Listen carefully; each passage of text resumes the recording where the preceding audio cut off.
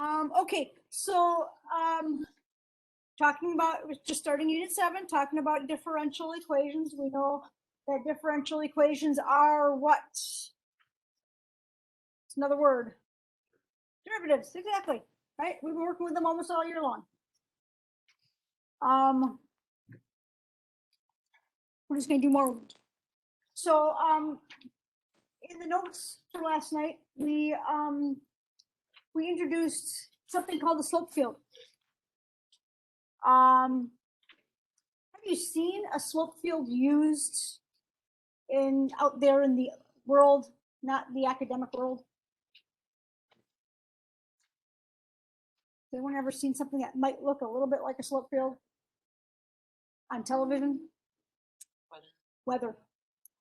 Right, when they show you like high pressure and low pressure systems, those are basically slope fields. So graphing them is literally graphing a small dash for every derivative value you calculate. So you have a differential equation, which is just an equation with a derivative. They give you an x value or sometimes an x and a y value if it's implicit.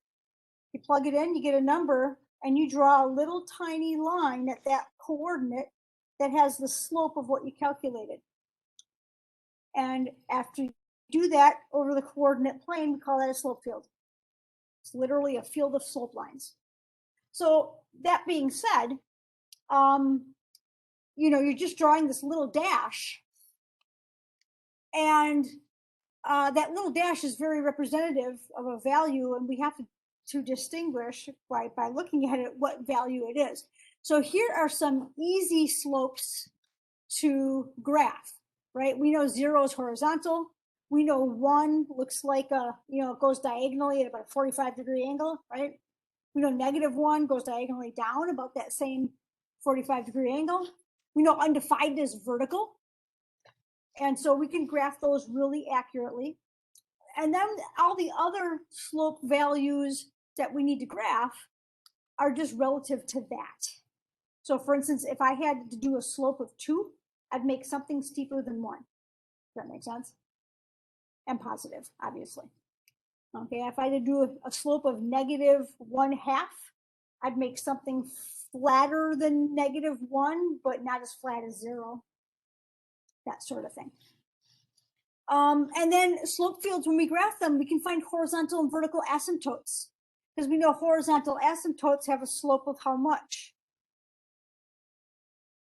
0. So we're looking for a location along the vertical plane where we have all of these 0 slopes lined up. That's got to be a horizontal asymptote. And vertical asymptotes have slopes of how much? Undefined, exactly. So we're scanning that slope field and we're seeing all of these vertical lines line up. There's our vertical asymptote. And then we look for patterns in the quadrants. We look like, do we see one of the quadrants where all the slopes are positive or all the slopes are negative? And that tells us about our differential equation, tells us about our function too. Okay, so to get the value of the slope field, we substitute in the x and the y values into the differential equation. When sketching solutions, this is kind of the cool thing. When we sketch a solution, we just kind of follow those slope lines. If they get more vertical, your curve gets more vertical. If they flatten out, your curve flattens out. If it approaches one of those asymptotes, then it just gradually gets slower. Closer, excuse me, not slower. And so we can sketch solutions that go through particular points. So if I have a slope field and I wanted to graph a solution through a point in the first quadrant, that curve might look different than if I graphed it over here in the third quadrant through a different point. And then the sketches are just that, they're sketches. They're not meant to be super, super accurate, but they're meant to just get a basic profile. So any questions on that? Okay, so when you look at a slope field, you are looking at derivative values for each coordinate that they specify. Okay, so how can I sketch slope fields and identify differential equations? Locate the easy slopes first, the zeros, the ones, the negative ones, and the undefines. And then you can, as far as identifying differential equations, you can use those patterns, and you can rule out algebraically if it's a multiple choice, the ones that that don't follow those patterns.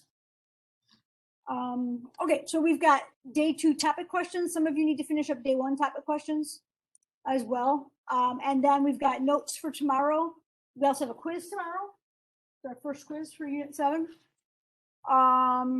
And you have, looks like, whoops. I don't know if it's 1 or 2 con. We'll find out. It's just 1. Okay, you have a single con for slope fields. All right, I'll come in and check in your notes. I don't think I checked in notes for yesterday too, so I guess I've got a little more work than I thought. So I'll check those in just a minute.